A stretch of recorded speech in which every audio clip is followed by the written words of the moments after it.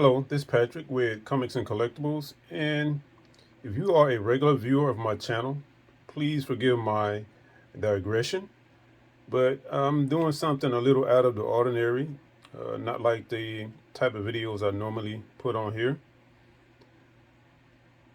But I think we all need a break from this. It's uh, it's old news now. I'm sure you've seen the story or heard the story about C2E2, the Chicago Comic Con or convention rather.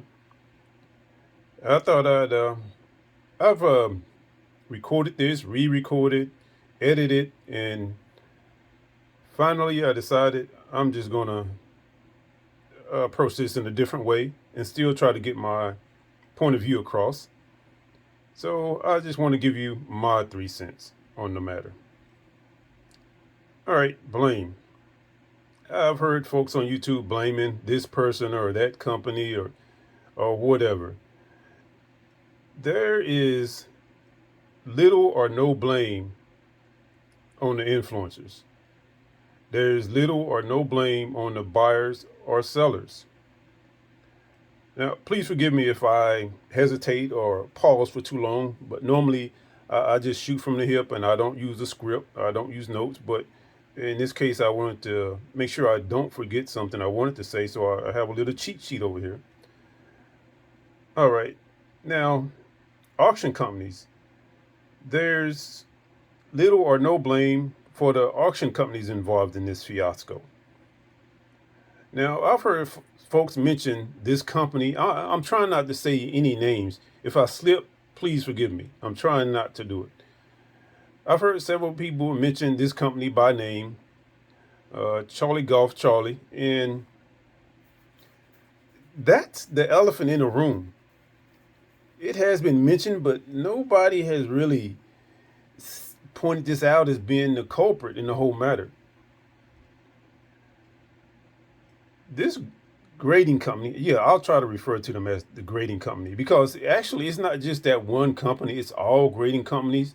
To be honest, it's all of them because they all pretty much do the same thing, and they're the root cause of what's going on right now in the comic is it industry, comic collecting community, however you want to say it.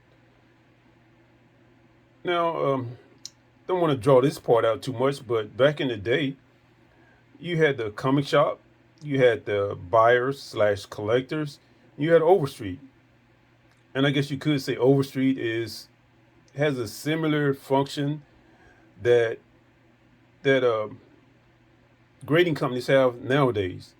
I know that Overstreet, that's old school, that's the old way of doing things. And we got all this technology, we got the internet, and blah blah blah blah. But in my opinion, sometimes the old way is the best way. Now, let me see. I collect the comics from. Excuse me, I'm jumping around. I'm trying to make sure I get everything in here and keep it short. So that's caused me to jump around. But anyway, when I collected comics from around the early '70s to around 2000, and during that time, the Overstreet did not control the prices of comics. They did not dictate the condition. Sure, they gave us a guide, and that's all in the name of the book. Okay, they gave us a guide to go by, but nothing was set in stone. Stone, and with grading companies, that's a little bit different because they have hands-on. They give the comic a definite grade, a definitive grade. And I know I hear the argument now. Yeah, I mean, that's good because when I go to sell this book, I don't have to argue and debate about the condition and the price, blah, blah, blah. Okay, point taken, and you have a good point. But I don't want to go down that road because it's going to get me distracted, and I'm trying to stay focused. That's a conversation for another time. Um, okay, touche. You got a point. Now, I think I lost track, but I'll try to get back on track here. So yes, the books, the comic book store, the collector slash buyer, and Overstreet, we decided what the price was, and of course, we haggled and we decided the grade and all of that. And there's nothing wrong with that way of doing things. It just takes a little more time, effort, and energy. Okay, but everything is controlled, pretty much controlled by the grading companies these days. And the, you know what? I look at it this way.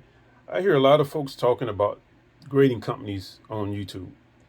And what comes to mind is an abusive relationship where the other spouse has continuously abused the other one spouse in some way or another, but that spouse always goes back. That's what I think of with these grading companies. If they've done you wrong in some way, if they've, uh, uh, I can't even go into all the type of complaints I've seen on YouTube. I'm sure you've heard them. You've probably complained yourself, but if you go on YouTube, you'll see there's so many of them. But you complain, but you always go back to them. That's an abuse, and there's a term for that, um, like a hostage situation. Somebody take you hostage. There's a term where you just get used to them doing that to you, and you start um, developing a relationship with the hostage taker, something like. Anyway, I think I'm getting off track. All right, let me wind this thing up.